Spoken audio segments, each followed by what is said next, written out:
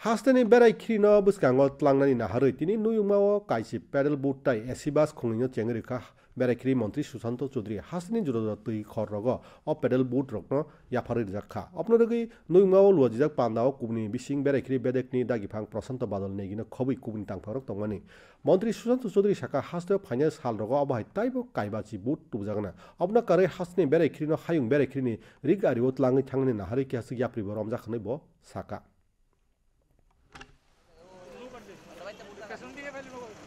ঘোষণা করবেন রাজ্যের মাননীয় মন্ত্রী শ্রী পর্যটন মন্ত্রী শ্রী সুরঞ্জন।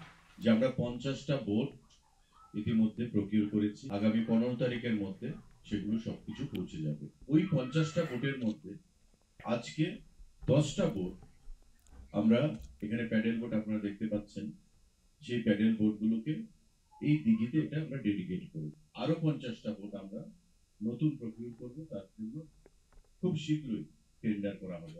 রাজ্যের যে বিভিন্ন জলাশয়গুলো যেখানে পর্যটকদেরকে আকৃষ্ট করে, সেই জলাশয়গুলোতে আমরা প্রদান করি। তার বাইরে অ্যাডভেঞ্চার ট্যুরিজমের ব্যাপারে বলেছেন ডাইরেক্টর, আমরা সেদিকে কাজ করছি।